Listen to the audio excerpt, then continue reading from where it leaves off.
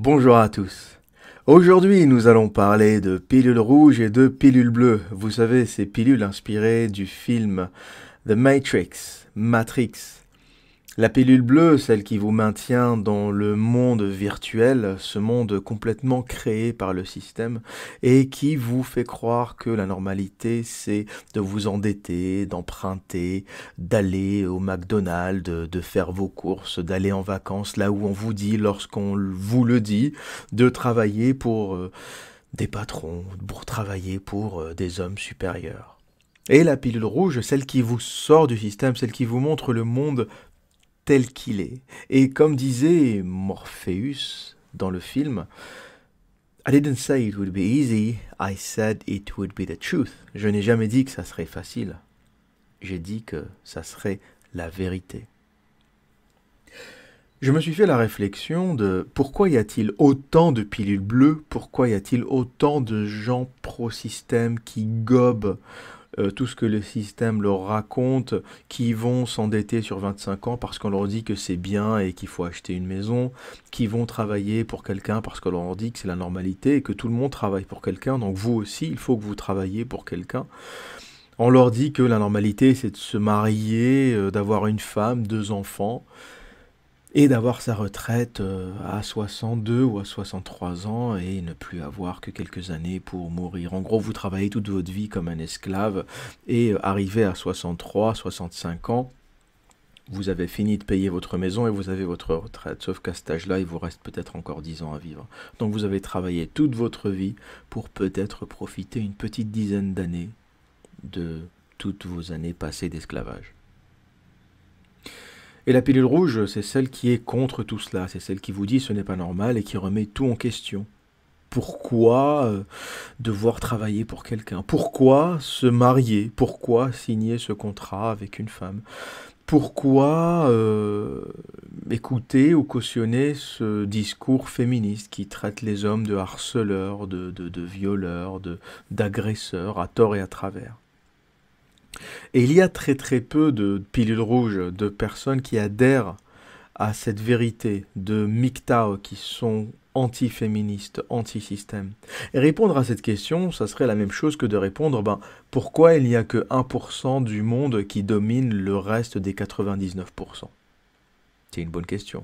Pourquoi, depuis que le monde est monde, il y a toujours 1% d'illuminés qui ont compris comment mettre en esclavage les 99 autres pourcents? J'ai remarqué cela en lisant les commentaires sur mes vidéos et de voir qu'il y a encore beaucoup d'hommes. Alors les femmes, ça ne me surprend pas parce que mon langage est anti-féministe. Alors attention, il n'est pas anti-femme, mais il est anti-féministe.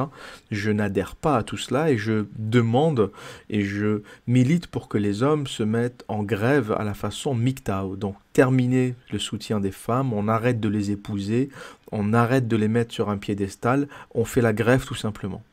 Moi, je dis aux femmes, je n'ai rien contre vous, mais je ne vous mettrai pas la bague au doigt. Je vous baise et je vous jette. Je n'ai pas envie de vous épouser, je n'ai pas envie de m'engager avec vous. Ce n'est pas un bon investissement à la base, une femme. C'est quelque chose qui vieillit. Acheter une alliance qui va vous coûter une fortune, payer un mariage qui va vous coûter une fortune. La meuf aura 30 ans et à 40 ans, ça sera juste une grosse affalée sur le sofa. Donc tout ce travail pour 10 ans de sexualité, on va dire, vous allez en profiter un peu pendant 10 ans, et entre 40 et 70 ans, ça sera une grosse merde qu'il faudra gérer. Et ça, c'est mon choix. Et il y a très peu de MGTOW, et je suis assez rassuré, on va dire, que les gens n'adhèrent pas en masse à mon discours, parce que c'est vraiment un discours qui s'adresse à une intelligence supérieure, c'est un discours qui s'adresse à des hommes qui comprennent ce que je dis, et qui exclut d'office les gens qui n'ont pas le niveau, le recul ou l'intelligence pour le comprendre. Alors, il y a deux types de gens qui refusent d'adhérer au MGTOW ou qui refusent d'adhérer à la pilule rouge. Et là, c'est important ce que je vais dire, il faut me suivre et écouter. Le premier type d'homme qui refuse d'adhérer à la pilule rouge ou qui ne peut pas adhérer à la pilule rouge, c'est tout simplement une question de quotient intellectuel. C'est simplement des gens qui n'ont pas compris ou qui n'ont pas l'intelligence supérieure pour le comprendre.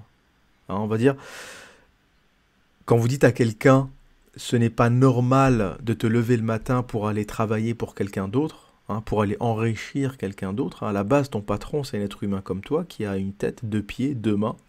Et est-ce que tu t'es posé la question à un moment, au lieu de travailler pour lui, est-ce que tu t'es dit un jour que tu pouvais le faire pour toi-même? Est-ce que, au lieu de gagner tes 1500 ou tes 2000 petits euros par mois, tu t'es dit que je pourrais peut-être gagner 2000 euros par jour? Il y a des gens qui gagnent 2000 euros par jour, c'est plus courant que ce que vous pensez. Et est-ce que tu t'es un jour, ne serait-ce que dans tes rêves, posé la question? Eh bien souvent la réponse est non, les gens ne rêvent même pas à cela. Ils rêvent tous de gagner au loto, ils rêvent tous de gratter un ticket et de gagner de l'argent, mais personne ne rêve de vraiment générer cette activité qui va leur faire gagner de l'argent. C'est fou. Personne n'imagine qu'ils peuvent être à la place de leur patron.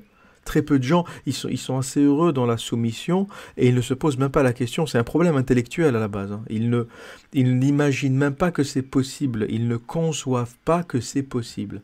Et la seule différence entre quelqu'un qui est en position dominant, en position de richesse ou en position d'entrepreneuriat et l'autre, c'est qu'à la base, il n'y a pas une très très grande différence. C'est juste qu'il y en a un qui, dans sa réalité, a compris qu'il pouvait survivre sans travailler pour les autres, a compris qu'il pouvait générer un revenu sans avoir à attendre gentiment le 30 du mois que quelqu'un daigne enfin lui virer 1500 euros sur son compte. Il y en a un qui a compris qu'il n'avait pas besoin de cela, et il y en a un autre qui réalise pas. Pour lui, c'est normal, c'est tout ce qu'on lui a appris à l'école. Il écrit un CV, il envoie 150 CV, il attend qu'on lui réponde, il va à un entretien d'embauche, il baisse la tête, il fait son entretien d'embauche, il lit sur Internet comment réussir son entretien d'embauche, il va suivre des trucs de coaching, comment passer un entretien d'embauche, et il va être l'un des 150 moutons à passer cet entretien, il va espérer un jour être embauché. Et il s'est jamais dit, et puis merde, vendre des beignets sur la plage, de toute façon ça pourrait me rapporter plus que bosser dans ce boulot de merde de 8 heures à 18 heures. Et c'est vrai, hein, vendre des beignets sur la plage vous rapporte beaucoup plus que 1500 euros par mois. Donc ça c'est la première catégorie de personnes. C'est juste ceux qui n'ont pas l'intelligence pour comprendre le mouvement MGTOW ou qui n'ont pas la capacité intellectuelle. Et il y a la deuxième catégorie, et celle-ci est la plus intéressante. Si vous avez regardé, vu le film Matrix, il y a un personnage très intéressant qui s'appelle Cypher. Cypher a refusé de prendre la pilule rouge parce qu'il trouve la réalité trop dure. Et il s'est dit, ben, je préfère être dans un monde virtuel où je mange de la viande, où je peux manger ce bon steak rouge, que d'être dans un monde réel où je mange de la bouillie. Vous savez, cette espèce de bouillie qu'on a servi à Néo, hein, qui ressemble à du vomi, et qui est en fait dans un monde réel où il n'y a pas de nourriture, dans un monde réel qui est complètement appauvri, qui est complètement difficile à vivre. Il bouffe cette espèce de bouillie qui a toutes les vitamines, tous les minéraux dont ils ont besoin, donc ils absorbent ça, un peu comme des astronautes, et ils se nourrissent de cette bouillie. Donc c'est pas appétissant, mais ça leur donne tout ce dont ils ont besoin. Et c'est ça qu'ils ont dans le monde réel. Donc il y a Néo qui a accepté la pilule rouge et qui se tape cette bouillie qui est le prix à payer pour être dans la réalité, puisque la réalité est dure. Et il y a Cypher qui s'est dit, merde, cette réalité est trop dure, pourquoi me faire chier, pourquoi aller trimer et affronter cette réalité qui me fait mal, cette réalité qui me rend triste, et je vais aller me taper un steak dans le monde virtuel. C'est comme quelqu'un qui est gros ou une femme qui est grosse, elle va pas aimer qu'on lui dise qu'elle est grosse. Donc au lieu d'affronter son obésité et d'aller faire du sport, de bien manger, d'arrêter de bouffer du McDo, d'arrêter de boire des bières, d'arrêter de manger n'importe quoi à midi, des chips, des gaufrettes, des machins, au lieu de se faire des légumes grillés, de préparer sa bouffe, de manger du riz brun, une salade, du thon, des sardines à l'huile, un fruit, des choses bonnes, et d'aller ensuite à la gym et de travailler, et au bout de 2 mois, 3 mois, 4 mois, elle perdra du poids, et au bout d'un an, elle pourra avoir un corps de rêve, elle va préférer se dire finalement je suis pas si terrible que ça et continuer à bouffer sa bouffe de merde et essayer de trouver des robes plus grosses ou s'habiller en noir pour camoufler sa grosseur. Parce que perdre du poids et devenir en bonne santé, healthy, bien manger, faire du sport, c'est dur, c'est du temps, hein. On sort du travail claqué à 18 h, trouver l'énergie d'aller à la salle de sport, courir sur le tapis, soulever des poids, rentrer à la maison, préparer sa bouffe, parce que si on fait du sport et qu'on mange mal, ça n'a aucun intérêt. Donc après votre séance de sport, si vous ne bouffez pas des légumes grillés, une viande blanche, c'est comme si que vous n'avez rien fait. Et le matin, si vous ne bouffez pas des flocons d'avoine, un avocat, un œuf, des choses bonnes et saines, eh bien toute la musculation ou tout le sport que vous ferez ne sert à rien. L'alimentation, c'est à peu près 70% de votre hygiène de vie. Et ça, tous les gens qui font du bodybuilding ou du sport de haut niveau le savent. Donc la réalité est dure. Et personne n'a dit qu'elle était facile. Personne n'a dit que ça serait facile. Hein. Donc, quand on regarde l'histoire, le parcours des entrepreneurs, c'est des gens qui ont vendu leur maison, qui se sont endettés, qui se sont retrouvés dans la merde, qui ont dormi dans leur voiture, qui ont dormi dans la rue. Ils ne l'ont pas eu facile. Mais c'est le prix à payer pour le rêve. C'est le prix à payer pour sortir du bureau. Et il y a très peu de gens qui sont prêts à affronter cela. Donc la deuxième catégorie des gens qui ne sont pas qui sont contre le MGTOW, qui sont contre la pilule rouge et la libération de l'homme, c'est ces gens qui ont du mal à affronter la réalité. Je comprends très bien qu'un homme qui écoute mon discours, le mec, il écoute mon discours de liberté, d'entrepreneuriat, faut laisser tomber les meufs, les enfants, ça coûte cher. Quand je dis que mon célibat, ma situation me permet d'avoir une liberté incroyable, demain, si j'ai une opportunité à Sydney, il me faut 2 heures pour mettre mes affaires dans mes valises et déguerpir, je n'ai pas une grosse à convaincre, je n'ai pas une poufiasse à convaincre, je n'ai pas des gamins à prendre avec moi, une école à les scolariser, etc. Demain, quel que soit l'endroit sur Terre où j'ai l'opportunité, je fais mes valises et je me barre. Et des femmes, il y en a partout, je pourrais en trouver là où je veux. Les femmes, c'est une question de portefeuille. On va résumer ça comme ça. Plus votre portefeuille est gros, plus elles graviteront autour de vous. Et soyons honnêtes et évitons les discours non, les femmes aiment le caractère, le fond, le machin. Garez-vous avec une Porsche à une sortie de boîte de nuit et vous verrez à quel point il est facile d'avoir des femmes. Donc voilà pourquoi il est dur d'adhérer au discours MGTOW quand on a été pilule bleue toute sa vie.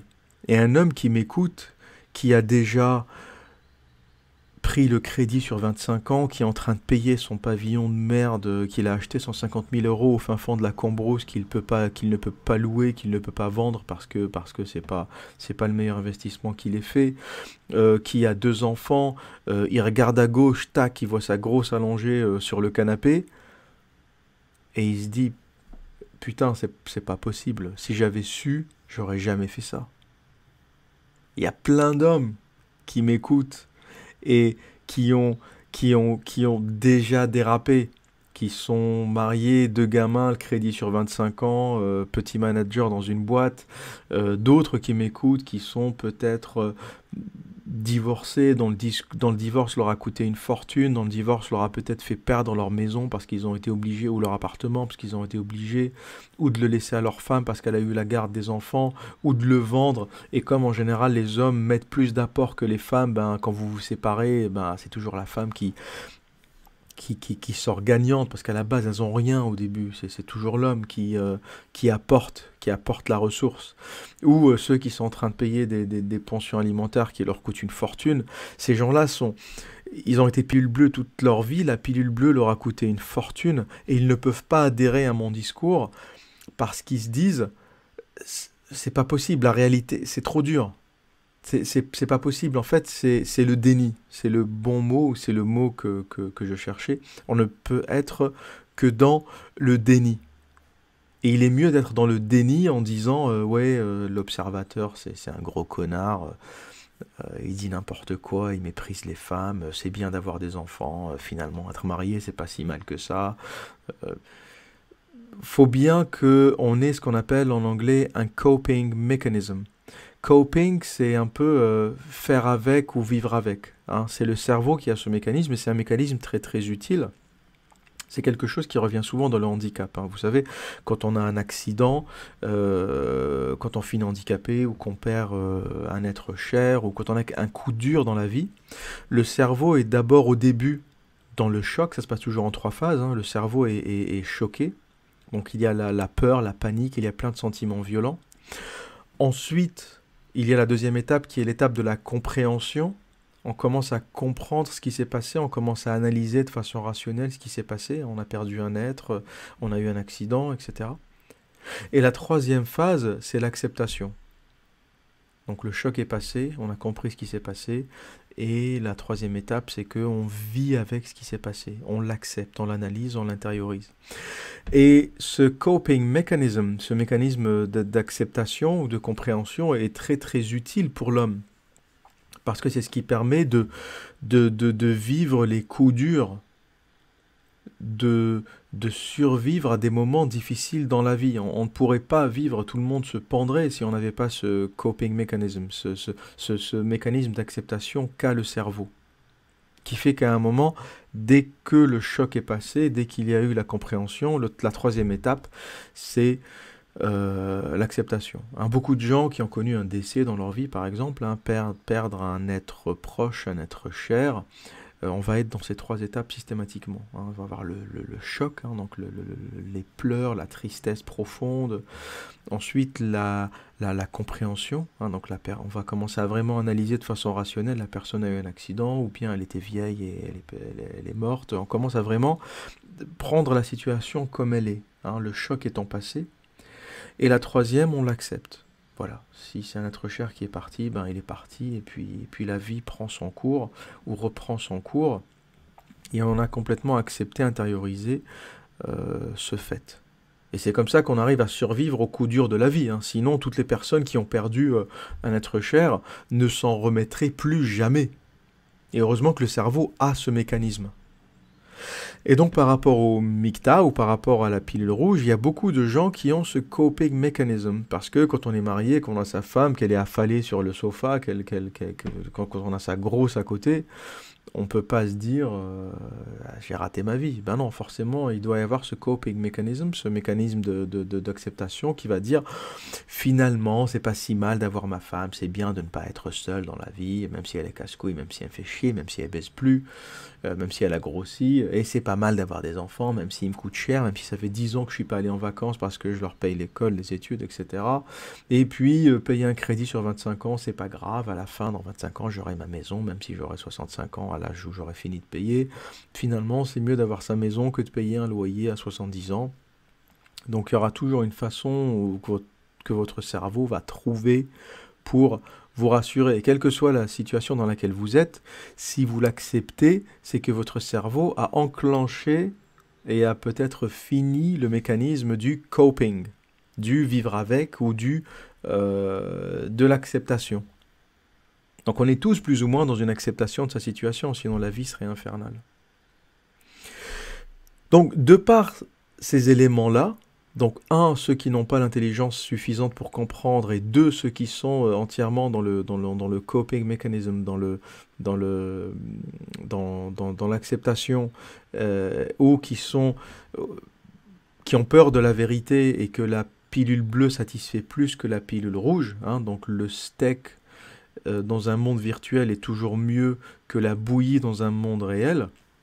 Ces éléments-là font qu'il n'y a que très très très peu de personnes qui adhèrent au mouvement MGTOW et qui adhèrent à la pilule rouge. Ça sera toujours une espèce de niche ou de groupe minoritaire ou de groupe marginal que tout le monde va regarder comme un groupe bizarre parce que de par sa nature, il affronte la réalité d'une façon tellement violente, tellement vraie, tellement frontale, qu'il n'y a que ceux qui ont les épaules solides qui peuvent survivre à cela.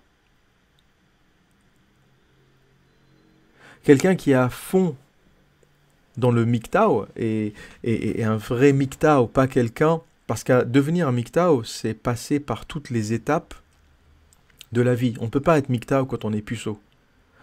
Ne plus supporter les femmes, ou ne plus supporter le féminisme, ou décider de ne plus construire sa vie autour des femmes, décider de ne plus donner d'attention aux femmes, décider de ne plus se marier, décider de punir les féministes en les ignorant, décider de prendre son propre chemin, développer sa vie en tant qu'homme indépendamment de la gente féminine et se servir des femmes uniquement pour les baiser et sans plus. Plus de bague au doigt, plus de mariage, plus d'investissement, plus de partage des ressources. Elle se démerde. On a quitté la plantation, l'homme ne servira plus jamais la femme. Pour faire ça, de façon honnête et authentique, il faut avoir compris la femme. Il n'y a qu'en ayant vécu avec la femme, en ayant souffert à cause de la femme, en ayant perdu de l'argent à cause des femmes, en ayant perdu ses enfants et en payant des pensions alimentaires à cause des femmes, en ayant eu sa vie détruite financièrement, émotionnellement à cause d'une femme. Il n'y a que quand on a vécu cela qu'on peut devenir un authentique MGTOW. Quelqu'un qui n'a pas baisé, un puceau qui n'a jamais connu de femme dans sa vie, et qui fait oh, moi je suis MGTOW, c'est terminé, les femmes j'en ai marre, ça sera toujours un MGTOW frustré. Il faut avoir connu les femmes jusqu'au dégoût, il faut avoir fréquenté la femme, il faut avoir creusé jusqu'à comprendre sa nature profonde qui est en réalité futile, inutile, parfois toxique. Il faut vraiment avoir perdu son temps avec les femmes, ou perdu son temps à les draguer, ou perdu son temps en ayant épousé une femme ou des femmes, et en ayant perdu des années de sa vie, ou de l'argent, ou des opportunités. C'est en vraiment ayant eu de l'énergie gâchée à cause des femmes qu'on peut devenir un vrai MGTOW. C'est un moment où on dit « ça suffit ». Moi-même, c'est en ayant passé des années à draguer, à dragouiller, à baiser, à essayer de baiser, à sortir pratiquement tous les week-ends, à sortir 3 fois par semaine dans les bars, dans les boîtes, dans les cafés, à parler aux femmes dans la rue, à draguant dans les bus, en ayant baisé je ne sais plus combien de femmes, que j'ai réalisé à quel point je gâchais de l'énergie, parce que tout ce temps que je passais à faire cela, tout le temps que je consacrais aux femmes, c'est du temps que je consacrais pas à me développer, à devenir quelqu'un. Et vous remarquerez que le dragueur ou le séducteur a toujours une fin pénible, ou une fin de vie pénible. Parce que draguer ou consacrer du temps et de l'attention aux femmes, c'est une perte de temps extraordinaire, une perte de temps et d'énergie extraordinaire. Et il n'y a aucun dragueur qui réussit en affaires ou qui réussit dans sa vie, parce que le dragueur, en mettant la femme au centre de sa vie, a complètement oublié sa vie. Et vous remarquerez que le pic de réussite chez les hommes, en général, l'âge où on atteint son maximum de salaire, son maximum d'attirance, son maximum de succès, c'est à peu près la quarantaine. On va dire entre 40 et 45 ans, quand on commence un peu à grisonner, quand on commence à avoir un peu les cheveux qui deviennent gris, qu'on atteint le maximum de son niveau de salaire, ou qu'on atteint le maximum de réussite en affaires, le maximum de réussite dans ce qu'on fait. Hein, les grands acteurs deviennent vraiment des grands acteurs à l'âge de 40 ans. 40, 45 ans. Parce qu'ils commencent à gagner de l'assurance, qu'ils commencent à gagner de la profondeur. Et pourquoi ça arrive à cet âge-là ? Je le vois sur moi-même, j'ai commencé vraiment à gagner en concentration, en sagesse, en focus, en vraiment concentration sur ce que je faisais, ça a commencé à l'âge de 35 ans. Je ne pouvais pas le faire avant. Et c'est lié au niveau de testostérone, entre autres. C'est qu'un niveau très élevé de testostérone, hein, quand vous avez 20 ans, 25 ans, jusqu'à la trentaine, vous êtes encore dirigé par vos hormones. Vous avez constamment envie de baiser, vous avez constamment envie de... La femme, c'est vraiment... La chatte, c'est vraiment le truc que vous voulez. Vous êtes tenu par votre bite. Et quand le niveau de testostérone commence à baisser, et qu'il revient, et qu'il arrive à un niveau un peu plus bas, à partir de 35 ans, votre cerveau reprend le dessus sur vos hormones. Et vous commencez à devenir beaucoup plus en contrôle, vous commencez à avoir des réflexions beaucoup plus profondes, beaucoup plus sages. Et la bite ne dicte plus ce que vous faites. Pour prendre un exemple, il y a ne serait-ce que 5 ans en arrière, donc j'avais 30 ans, ou 10 ans en arrière, j'avais 25 ans, si jamais il se passe un truc en soirée, qu'une fille m'embarque chez elle, qu'on baise comme des fous toute la nuit, il se peut que le lendemain, j'aille pas travailler. Il se peut que je rate une journée de travail, tant pis. Une soirée le jeudi, je suis pété, le vendredi, je vais pas bosser. Aujourd'hui, j'arrive à dire non parce que je sais que ce que j'aurai à faire le vendredi matin sera plus important que cette fille ou que cette femme. J'arrive à me contrôler et j'arrive à recaler des femmes parce que je sais que ce que je vais perdre en perdant ce vendredi va me coûter beaucoup plus cher que ce coup de bite. Beaucoup plus cher en honoraires, parce que je suis indépendant et chaque jour est un jour que je facture. Chaque jour, chaque minute, chaque heure où je travaille, c'est une heure que je fais payer, que je facture. Et je ne peux plus me permettre en tant qu'indépendant, en tant que chef de mon entreprise, faire ces choses-là.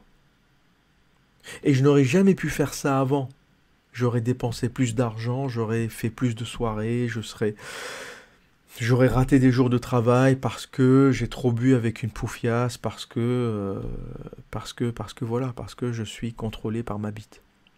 Et c'est pour cela que vous remarquerez que les gens ou les hommes commencent à réussir à partir de la quarantaine. C'est vraiment l'âge d'or, j'ai envie de dire, entre 40 et 50, c'est vraiment l'âge d'or où on amasse le plus d'argent, où on a le plus haut niveau de salaire dans sa vie, où on a le plus d'opportunités dans sa vie.